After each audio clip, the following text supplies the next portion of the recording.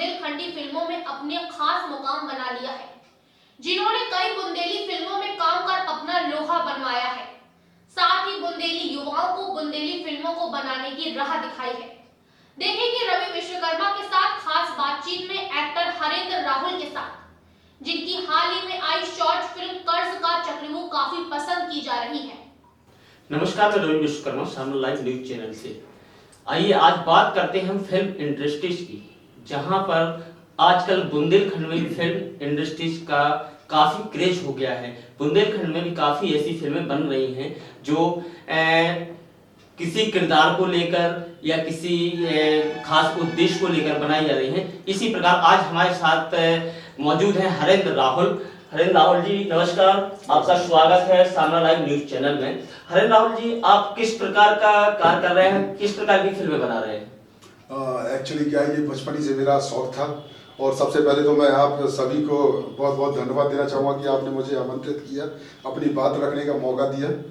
और जो आपने पूछा है इसका मेरे पास में सिर्फ इतना ही जवाब है कि बचपन से मेरे दिमाग में ये चलता था कि मुझे कुछ करना है। डांस करता था, ऑर्केस्ट्रा में भी डांस किया, डांस क्लास भी चलाई, तो कहीं ना कहीं इंटरटेनमेंट प्लस एक क्रिएटिविटी दिमाग में चलती थी कि कुछ करना है। जब बड़ा हुआ तो ये यूट्यूब और सोशल मीडिया के जो प्लेटफॉर्म्स आए, इसके जरिए मुझे लगा कि एक प्लेटफॉर्म मिल रहा है, तो जो हॉबी थी वो धीरे धीरे पैशन में बदलती गई। और 2017 में सबसे पहले मुझे एक जो ये ऑफर मिला ये कर्ज का चक्रव्यूह में जमींदार के रोल का, वो फिल्म मैंने की। हालांकि उस टाइम पे वो अपलोड नहीं हो पाई किसी कारण से, हालांकि रिलीज तभी हो गई थी। उस टाइम पे भी जब प्रेम चोपड़ा जी, रंजीत साहब, रमेश सीपी, शेखर कपूर साहब जब आए, उस फिल्म को देखा तो उन्होंने उस फिल्म की हौसला अफजाई की। जो फिल्म हमारे डायरेक्टर श्री नितिन पटेरिया जी के द्वारा वो बनाई गई, काफी अच्छी फिल्म बनाई गई थी। तो उस फिल्म के बाद एक जो क्रेजीनेस थी मेरी, उस फिल्म की वजह से वो बढ़ती गई। तो सबसे पहले मैंने अपना बॉडी ट्रांसफॉर्मेशन स्टार्ट किया, फिटनेस पे फोकस किया। 3 साल से कंटिन्यू अभी भी मैं अपनी फिटनेस पे फोकस कर रहा हूँ। उसके बाद से फिर फिल्मों में फिर से काम करना शुरू किया। तो उसके बाद सन ऑफ भोजपुरी फिल्म थी ये, प्रदीप मौर्य जी उसके डायरेक्टर थे और वो उसमें एक्टर भी थे, लीड रोल में थे। एक वो फिल्म की, उसके बाद डेस्पेरेडो की। इसके बाद अभी हाल ही में एक और लिट्टी चोखा करके फिल्म आ रही, केसारी लाल यादव जी की भोजपुरी फिल्म, उसमें भी एक एक्ट किया, उसमें भी रोल मिला तो वो भी किया। तो उसके बाद जब यहाँ पे आया तो सबसे पहले कुछ कवर सॉन्ग्स भी बनाए और उसके बाद में फिर एक विलेंस लव करके एक मूवी बनाई। उसका पार्ट 1 पार्ट 2 रिलीज हो गया। पार्ट 3 अभी उसका बन रहा है, वो भी अपलोड करने के लिए सोच रहे हैं कि कुछ दिन में मूवी डाल दें। इसके अलावा हमारे यहाँ के बुंदेलखंड के हरिया भैया, जिनकी जी जाओ फिल्म 2004 में चली है, शायद आपने भी सुना हो। काफी गाँव में वो फिल्म चली, पूरे बुंदेलखंड में पॉपुलर मूवी है वो। उस फिल्म के डायरेक्टर और एक्टर हरिया भैया बुंदेल स्टार जो हमारे हिमालय यादव जी है, उनका मुझे सपोर्ट मिला। उन्होंने कहा चलो साथ में कुछ करते हैं। तो उन्होंने शादीशुदा प्यार 2.5 महीने पहले स्टार्ट किया था, एक प्रोजेक्ट उठा के बुंदेली में था। हास्य फिल्म है, शॉर्ट फिल्म है। उस फिल्म में उन्होंने मुझे एक विलेन का रोल दिया। तो उस रोल के बाद दिलफेक भाई का उसमें किरदार मैंने निभाया। उस फिल्म के बाद पहले पार्ट 1, फिर पार्ट 2, फिर पार्ट 3, फिर पार्ट 4, फिर पार्ट 5 लगातार बनते गए। लोगों की नजरों में काम पसंद आता गया, लोगों को काम अच्छा लगा।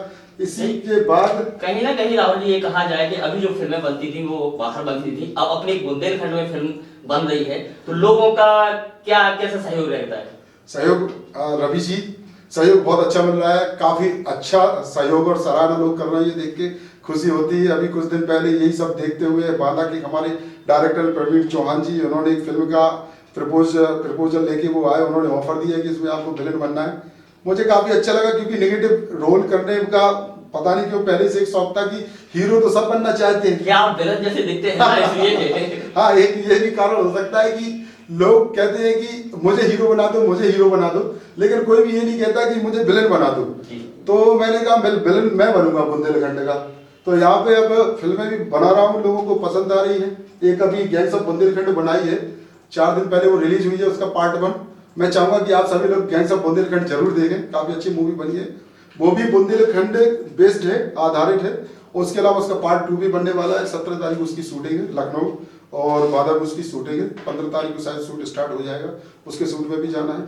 तो ये काफी अच्छा लग रहा है, लोग प्रमोट कर रहे हैं, एज अ विलेन एक्सेप्ट भी कर रहे हैं। जो आपके द्वारा वो कर्ज का चक्रव्यूह बनाई गई थी, उसको लेकर किस मतलब लोगों में क्या सोच है, क्या उसको कैसा बनाया गया था और उसका आपका रोल क्या था, जी जी जी, किसने ये मूवी बनाई थी, जी, जी। कौन मैन था, ये बताएंगे आप थोड़ा? ये फिल्म हमारे नितिन पटेरिया जी एक डायरेक्टर है, उम्र में काफी कम है, मुझसे कम से कम 10 साल छोटे होंगे आज की डेट में, लेकिन उनका काम मतलब एक वो मैच्योरिटी देखने को मिली मुझे उस फिल्म में कि बड़े बड़े उम्र वाले जो इनकी 50 साल हो गई काम करते करते, वो भी वो मैच्योरिटी और सीरियसनेस के साथ में वो क्लैरिटी और वो क्वालिटी नहीं दे सकते जो नितिन पटेरिया जी ने छतरपुर में रहते हुए दी है।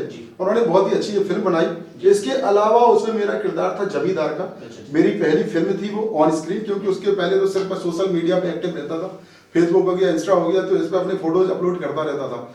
तो कहीं से किसी ने वो फोटोज मेरे देखे तो उनको चाहिए था कोई नेगेटिव रोल के लिए कैरेक्टर, जमींदार के नेगेटिव रोल के लिए, तो बोले हाइट भी इनकी अच्छी, पर्सनैलिटी भी अच्छी है, इनको ये रोल दे के देखते हैं। तो मेरा ये फर्स्ट प्रोजेक्ट था।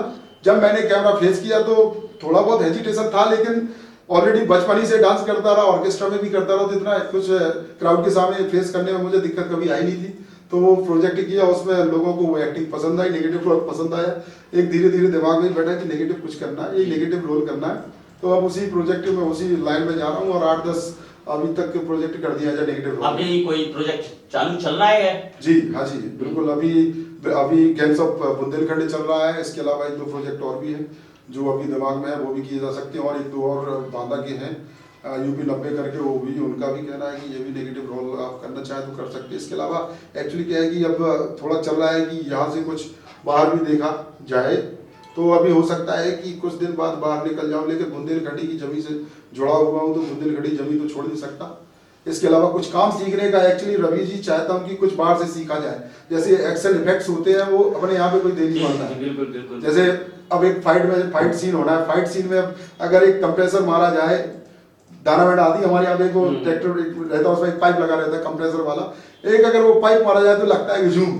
तो ये काफी चीजें एक्शन स्पेशल इफेक्ट्स हैं, वो सारी चीजें बाहर देख के सीखना चाहता हूँ। कोई सीख के नहीं आता है, एक्चुअली यहाँ सीखना पड़ता है। बिल्कुल। तो राहुल जी, और बुंदेलखंड को लेकर आप क्या कहेंगे कि बुंदेलखंड की जनता को कैसा लग रहा है, और आपने जो फिल्म बनाई है उसको कैसे यार लोगों ने देखा है, कैसी वो चली है? फिल्म तो काफी अच्छा रिस्पांस मिल रहा है। जब ये 3 साल पहले, सबसे पहले मैं इसी की बात करता हूँ कर्ज का चक्रव्यूह की, क्योंकि आज के समय में किसान का अगर देखा हो आंदोलन भी चल रहा है, तो ये फिल्म जो है काफी सेंसिटिव मूवी है, संवेदनशील मूवी है, इसमें काफी संवेदनाएं निकाल के रखी गई है। हमारे डायरेक्टर महोदय के द्वारा ये जो फिल्म बनाई गई है उसमें किसान की एक मर्म स्थिति दिखाई गई है, मर्म स्पर्शी, कि कैसे वो सरवाइव करता है विषम परिस्थितियों में, कैसे वो अपने आप को ढालता है। अगर पानी बरस जाए, ओले पड़ जाए, सूखा पड़ जाए, बारिश का मौसम कुछ भी हो जाए तो फसल बर्बाद जी। अब उसने किसान ने कर्जा लेके फसल लगाई, अब फसल लगाने के बाद में अगर वो नहीं बिक पा रही है मार्केट में, उसके पास उतनी उगी नहीं है फसल कि वो बेच के कर्जा चुका पाए, बच्चे अलग उनको पढ़ाना भी है, तो कैसे वो कर पाए। तो इस समस्याओं से जब वो 2-4 रूबरू होता है तो कभी कभी वो फ्रस्ट्रेशन होने की आत्महत्या भी कर लेता है।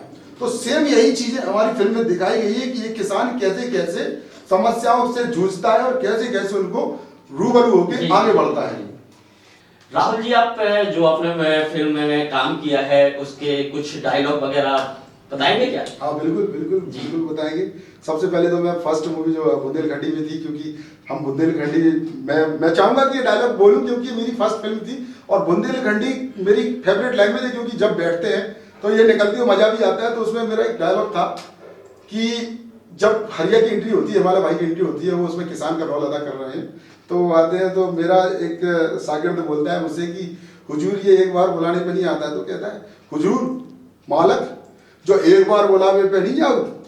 तो मैं वहां पे कहता हूँ कारे तो इतनी हिम्मत तो एक बार बुलावे में आउट नहीं जा। इतनी वो उसकी लड़की आती है साथ में, तो कहता हूँ जगुआ हरिया हुजूर मोरी मोड़िया है, तोरी मोड़िया है जो तो बहुत बड़ी हो गई रे, आ तो आशीर्वाद दे दे। आ बेटा का नाम तुम्हारा? गोरी ठीक है बेटा, जाओ माँ आशीर्वाद तुम्हारे संग है। हरिया तुम्हें ही नहीं समझने हैं, कोनो भी प्रकार की समस्या हो आधी रात के भी तो याद कर लीजिए, हम बैठे हैं, हम काम है अभी तुम्हारे। इसके अलावा एक बुंदेलखंडी मूवी अभी एक और बन रही है, गैंग्स ऑफ बुंदेलखंड, उसमें भी एक डायलॉग है नन्ना दाऊ को लेके, नन्ना दाऊ जे आ गए हम तमाए तो छाती पे पांव रख के तुम्हारे सीना में गोली मारे। तो इस तरीके के ये डायलॉग हैं, वो चलता रहता है। चलिए, बहुत बहुत धन्यवाद राहुल जी, जो आपने इतना अपना कीमती समय निकाला है और हमारे लिए आप आए हैं। इसलिए हम चाहते हैं कि हमारा बुंदेलखंड है, हमारे बुंदेलखंड में जो ये फिल्म क्रेज आगे बढ़ रहा है, ये आगे और आगे बढ़े। इसी शुभकामनाओं के साथ हम आपसे विदा लेते हैं। नमस्कार। जी जी, नमस्कार। आप सभी को नमस्कार।